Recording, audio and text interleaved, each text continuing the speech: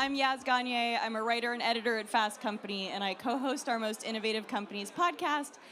And I also don't really like to speak for people, so I'm going to get my panelists to introduce themselves. Tony, let's start with you. Well, I'm used to this. I'm used to rowdy crowds. I work in professional football and professional wrestling. In soccer, we get some of the rowdiest fans, so this is great for me. It's my element, and I work at the Jacksonville Jaguars, Fulham Football Club in the Premier League, and I started a wrestling league called AEW. We're on TBS every Wednesday. We're on TNT every Saturday. And now those shows also stream on Max every week, which is exciting, and just started doing pay-per-views on Amazon Prime last night. Hard act to follow. I'm Joe Franzetta. I'm used to rowdy Zoom meetings, but that's about it. I lead sports at Roku, and we'll get into a little bit of what that means. I'm also used to some amount of rowdiness, but it's mostly nerds. So I'm Monica Dinsmore. I head up esports for Electronic Arts. Monica, I'm going to start with you. There's been a lot written about esports winter. You've said it's thawing. Tell us what trends contributed to the winter and why we're coming out of it. Sure. I think early on, esports was, the hot thing, and particularly here in the States, everybody just wanted a piece of it, but nobody really knew what it was. And so there was a lot of investments coming in and flooding, very immature business models, and it kind of caused this big inflation. People were launching leagues and selling slots in leagues for $20 million, and it just didn't work. And so we're kind of right-sizing now. I think we're seeing some amount of divestment and kind of, like I said, a right-sizing of the industry. Business models have matured, and we're starting to see a bit more slow and steady investment come back into the space. We're seeing things like Esports World Cup in Riyadh, gaining a good amount of success, injecting some more excitement into the industry. And at EA, we've just kind of ridden that whole thing out, slow and steady. Our programs continue to grow, and I think the future looks really bright. Esports experienced a real boom during the pandemic. Did that go down afterwards? Like, what was it like coming out of the pandemic? It was weird going in, obviously, because we thrive on live events, and so luckily, because we're digital first, we were able to kind of pivot and figure out how we can show up at these players' homes with rigs and have them stream, and then as the pandemic lifted, we had to figure out how to do events again. And we had to figure out how to get everybody back playing and in real life. So, yeah, I think it was a big injection of just everybody wanted. I mean, people were watching marble races. It didn't even matter what kind of competition people were watching. And so I think now we're kind of back to the live event space, and it's been great. Tony, I think it's fair to say wrestling is more exciting than marble races. I think so. It's all subjective. It's all in the eye of the beholder, but I think professional wrestling is very exciting. We also, the pandemic was an interesting time for pro wrestling also, along with gaming, so that was something we really had dealt with at AEW because we launched our league really months before the pandemic hit, and people were wondering, well, how is this going to impact AEW? How will it affect a company that just launched that is really based around doing wrestling shows in front of live fans on television? And we had to pivot. I started doing wrestling shows in front of small groups of wrestlers. And it was inspired by watching late night TV because I was really I was lucky because the pandemic hit in March 2020. And it was I think my show was probably near the end of the first week, so I was watching how other TV shows dealt with it. And it was interesting because I watched Stephen Colbert's show, and it was very good, but he was in an empty studio, and I found it very very different than what he would normally do with his show. And then I watched Jimmy Fallon's show, and he had like a very small group, smaller than this, it sounded like, but like still like something that resembled like a comedian doing comedy in a comedy club with like a small group of people laughing at the jokes. And really, wrestling is a similar thing that, like, you know, it works really well with a crowd responding to the material. And in this case, it's like the greatest athletes, in my opinion, in the world doing these crazy things, taking these crazy chances, and that's what AEW is. But months after we started, they took the fans away. We kind of pivoted into a different model, just talking about what happened in gaming. It was interesting for us. And when we did bring live fans back, we were actually the first sporting company in America to do events in front of fans during the pandemic. We were the first ones to do what was kind of that 25% checkerboard seating outdoors like this. And I kind of got the idea from drive-in movies, watching drive-in movies kind of come back at the beginning of the pandemic, and thinking, okay, well, if people are doing that outdoors and it's gonna come back in groups of families sitting in their cars, we could do that with our stadium and put people in pockets. And then when NFL came back, week one of the NFL season in 2020, the only teams that had fans in the stands in the NFL were the Jaguars and the Chiefs. So we kind of took the same exact plan we had been using for a couple months at AEW and used it for football. So it affected a lot of businesses, and EA handled it really well too. So, Joe, in August, Roku debuted its new 24/7 channel, Roku Sports Channel, which shows live sports event and original content by Roku. Why did you launch it? Because we needed a home for Tony on his documentary he did with us about the NFL draft. No, actually, because we have been, it's part of our larger context of our sports strategy, which is, you know, Roku's a very large, well-distributed platform. All sports are on the platform somewhere, and it was sort of something that we saw as a pain point for viewers is, how do I find the sports I want to watch? When things move from linear television, traditional linear television, to streaming, that's a bit of a challenge. And we undertook the objective of trying to build a sports experience that has all of the sports are on Roku somewhere, integrated into a destination that people can easily find the sports they want to find. We also have, that's our platform level experience. We also have the Roku channel, which is our owned and operated service. And for those who don't know, it's an app. It's got, I don't know, 80, 90,000 VOD titles, about 600 fast channels if you're familiar with free ad-supported television and free linear television channels. It's got original content like The Pick Is In, starring Toading Khan. It's got other original content. Yeah, it's a good one. You should. It's really good. It's a really good. The Pick Is In. It's about NFL draft. It was a couple of years ago. It's a great documentary, and it's on Roku, so it's a real thing. You should check it out. Good crossover. And then we started realizing that there was an opportunity for us to do some live content as well. So we started with live sports talk. So Rich Eisen does his daily sports talk show on Roku.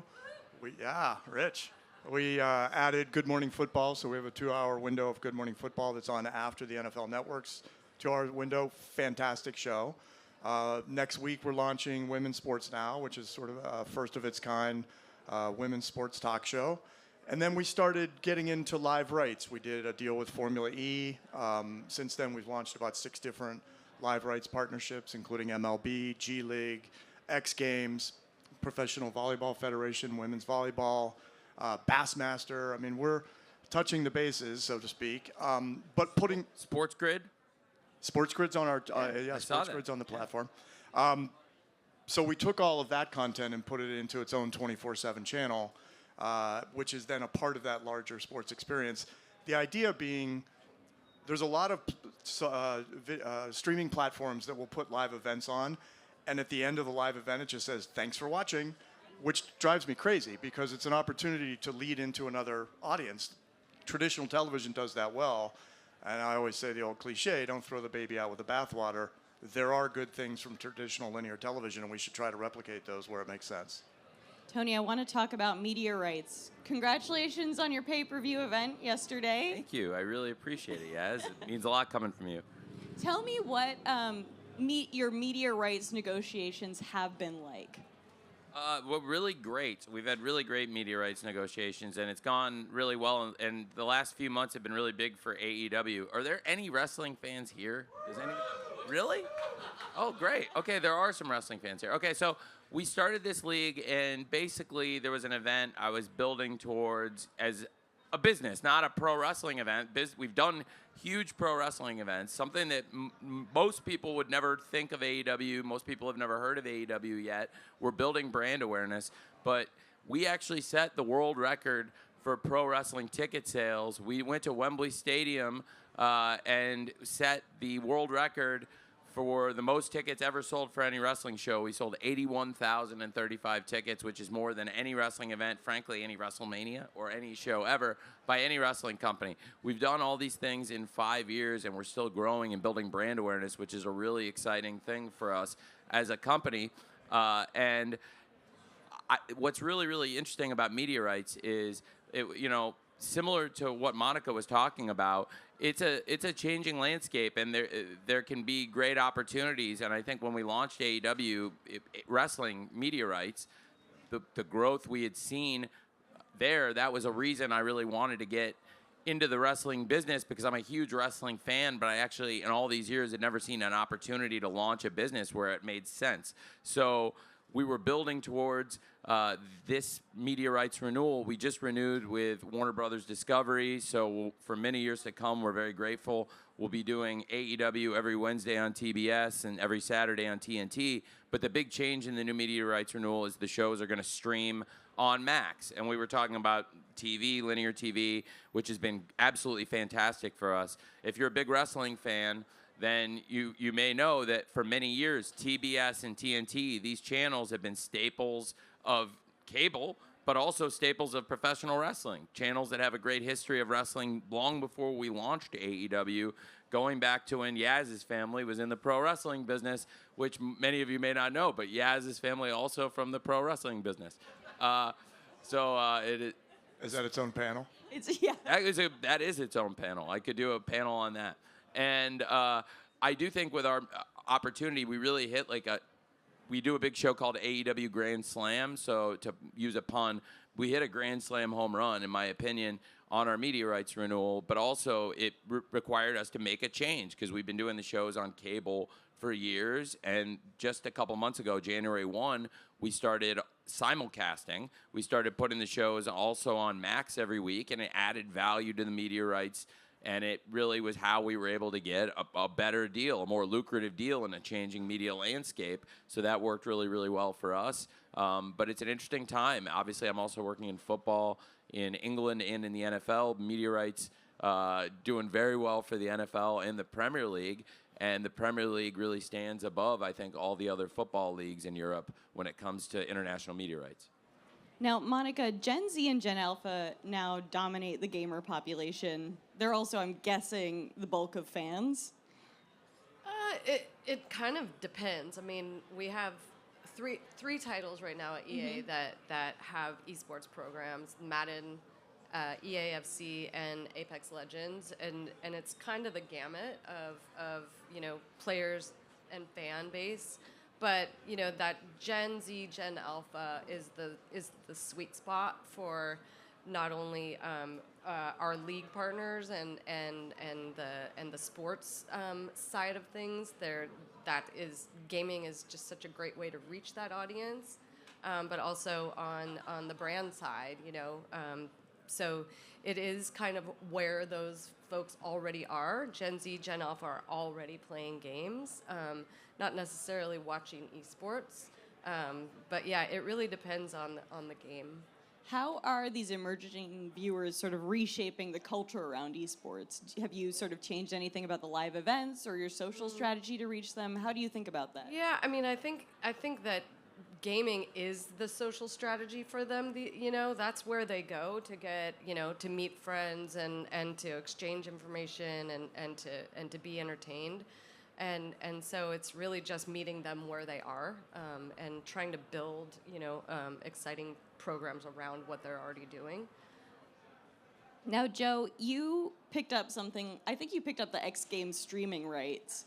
I'm curious, how do you think about supporting a league like the X Games or supporting AEW once you get those rights? Yeah, it's a good question. So in AEW, I mean, one of the benefits of Roku being both a platform and a service is AEW on Max is on Roku. And so we can integrate that into our larger sports experience and provide it to fans just like anything else that happens to be on the platform. And some of those things like Max might be behind a paywall. Some of those things might be free in front of a paywall. And we try to mix that experience up as much as we can. And so with X Games, it fell into that category of there was an opportunity to get the streaming rights to provide it to fans for free. It's ad supported, so it's 100% free to viewers. And the way we approach it is, how do we build an experience that is an always-on experience? So the idea is we have this platform real estate, we have this sports experience that we've built, we call it Sports Zone, but we have individual zones within that. The NFL has a zone, the MLB has a zone, NBA has a zone. And these are always-on experiences that include the live content when it's live, but it also includes clips and highlights. It includes VOD content, documentaries, etc. So fans of these sports can come to a destination and consume content from that sport, from that league at any time, which helps leagues that are looking for more awareness, looking for more exposure, wanting that spotlight on them so that they can create engagement. I feel like I'm rude, like the way the chairs are seated away from you. No, it's interesting. Anyway, I've got my back to this guy. No, it's good. I think they set us up like a grade school dance with the guys and the girls split up. It's very good. That's so good. I was just going to add that we just started a pilot with Roku, actually, to get our esports content on Roku. So that's very exciting. I don't even think it's live yet, but we're piloting it. And yes, it's breaking news. So tune in to all of your favorite esports programming on Roku. Monica, how do you think about, how does your live business fit in with your sort of streaming or broadcasting strategy? The live events are the pinnacle. So we try and align our live events with big moments in the game ecosystem, and then those live events become like a celebration of that ecosystem. So, we try on a game like Apex, which is a global game, we try and bring that game to as many places around the world as we can. We just spent our championship in Sapporo, Japan, and it was the first time that we had ever been to Japan. We sold over 34,000 tickets, and it showed up alongside Winterfest, and it was a huge moment for Sapporo. It was a huge moment for Japanese fans. It was a huge moment for Apex Legends, right around their anniversary time. So we same with our sports games. We try and leverage what's big moments in the sport as well. So we play our championship on Madden alongside the Super Bowl in a big cultural gaming music celebration called Madden Bowl. So we were just there in New Orleans, and same with FC. We show up alongside Premier League and Premier League, Champions League, Champions League. We're trying to show up at that intersection of culture, gaming, sports. Tony, there's a strong track record of wrestling or of wrestlers going on to become movie stars or governors or whatever. How do you think about making ancillary content, to the AEW games? Would you ever make, more reality TV? How do you think about that? I think that's a great question. There's great opportunities. We do shoulder programming around AEW now. I think there's great opportunities in gaming. Got to talk more to Monica about that.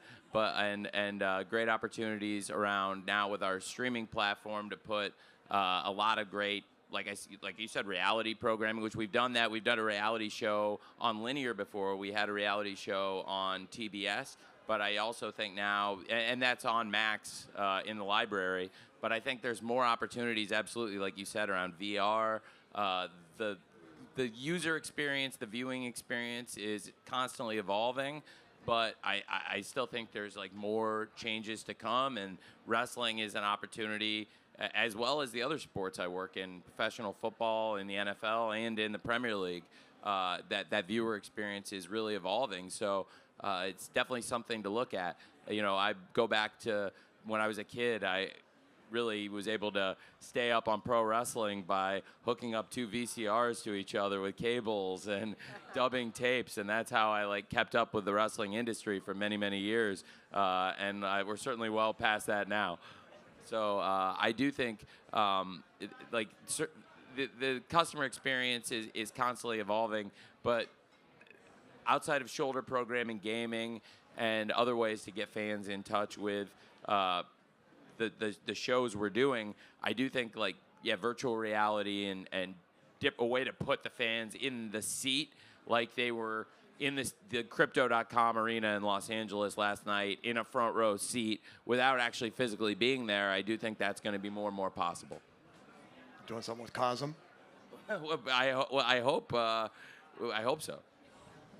Tony, I'll stick with you. I'm curious, as sort of you get more Gen Z and Gen Alpha fans coming up, both in wrestling and also, in the NFL and in Premier League, how do you think about reaching them? Do you work with them to develop a social media presence? How do you sort of reach those audiences and get them involved? It's a really great question.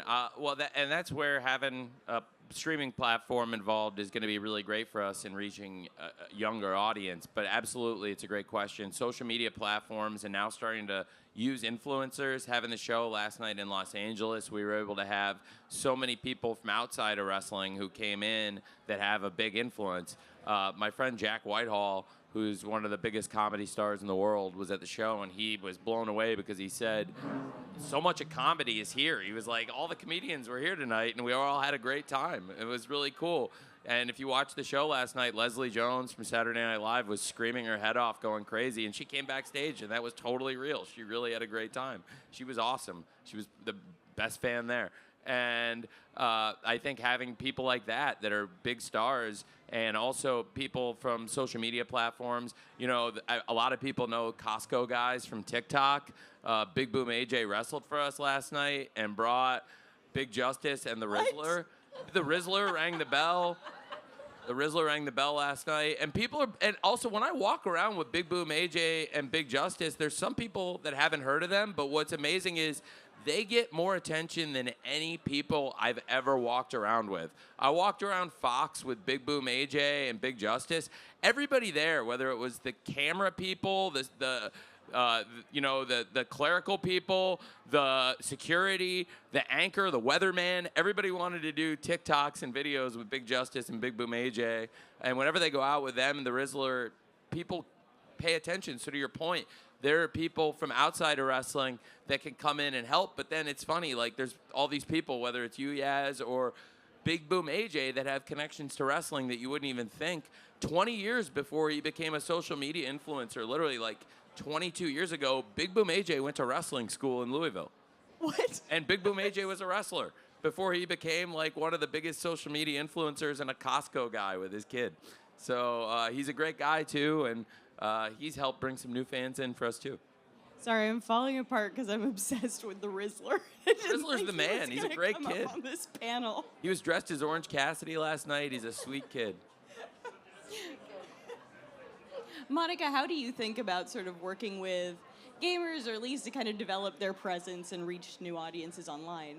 Yeah, well, just to kind of follow on the creator storyline, that's pretty much our pros are some of the biggest creators in the game, and so building that ecosystem around them and allowing them to stream and develop their presence on the biggest stage in the world as far as their game is concerned is really big for us. We also really lean into creators at our events, so we have co-streaming.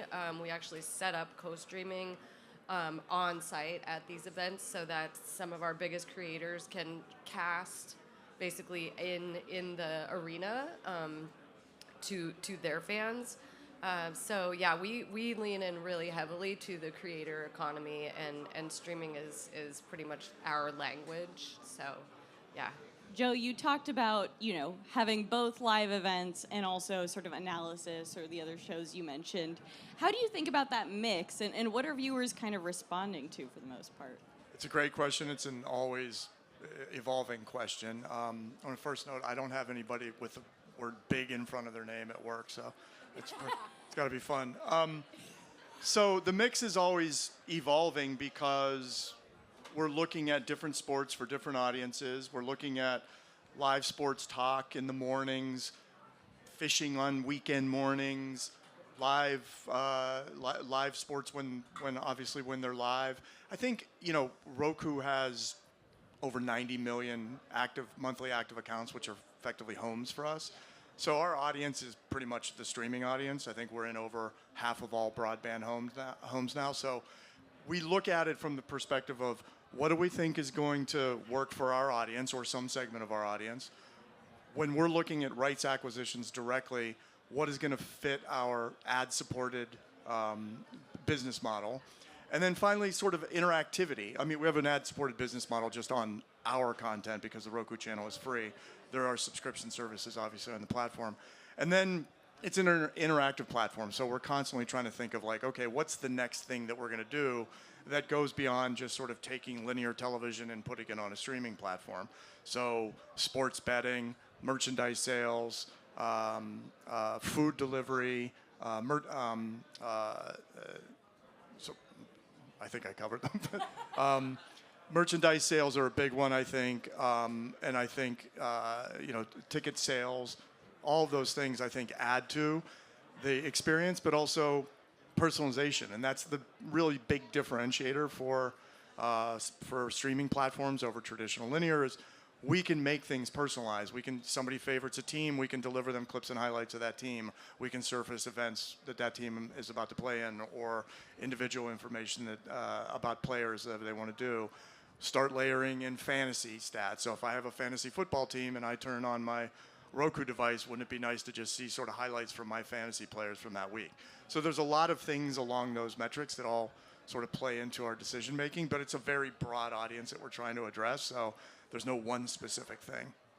My last question, I'll go down the line because it's a question for each of you, is what's coming next? What are you most excited for coming up? What should our audience be looking out for? I think, we talked about the thawing of esports winter, and I'm super excited for all of our new programs that are coming out for when the games launch. We launch right alongside of them, and we've seen just some really amazing momentum coming out of these last couple of years, and so just really more of that, more traveling, more live events, more amazing streams. I'm just really excited to keep doing more. Joe, what about you? So we've got we work with a lot of leagues, building out experiences for those leagues. This year we're leaning hard into women's sports. We've got a couple of leagues that haven't been announced yet that we'll be announcing very soon. They're going to have their own dedicated destinations. We've got the Women's Sports Talk Show starting next week that I mentioned. We just launched Professional Volleyball Federation, Women's Professional Volleyball. So I think there's a lot of opportunity there, and we're trying to lean very hard into that, and so I'm pretty excited about that. Tony, you're a promoter, so take it away. Well, it's great being here in the great state of Texas. And did anybody see the Iron Claw movie? Iron Claw, it's a great movie. It's a great movie. It's an amazing story. That's another great family of wrestling promoters, along with Yaz's and my own. One of the greatest families in wrestling is the Von Erich family, and the real guy, the real Kevin Von Erich, who was played by Zac Efron in the movie. I work with Kevin. He is from around these parts. He's from Texas. He's the greatest wrestling star from Dallas. His family promoted wrestling around Texas for a long time. We're going to be doing a show at Globe Life Field where the Texas Rangers play here in Texas. It'll be around Arlington, Texas, July 12th, and it's going to be a great show. It'll be streaming on Max, available on Roku. It'll be AEW All In, and I'm really excited about it because I mentioned we set the world record for pro wrestling ticket sales with AEW All In London at Wembley Stadium, and for the first time, we're going to do AEW All In America July 12th. So if anybody's here from around Texas, come see us July 12th. We'd love to have you, and it's a really fun show. And if you can't make it, you should check it out on pay-per-view. Now our shows are also on Amazon, and you can even buy Max in Amazon now, which is pretty cool. And I'm very excited for, like I said, we're going to be streaming AEW, simulcasting, but it's also great to continue with linear. You know, it was interesting talking about lead-ins. I thought Joe made a great point. Lead-ins still really valuable. We've had some really great lead-ins, whether it was from NBA playoff games or college football playoff games, great sports that they've had on TBS and TNT. Those can always be a great opportunity to make new fans, too. So there's still a great platform there with linear TV.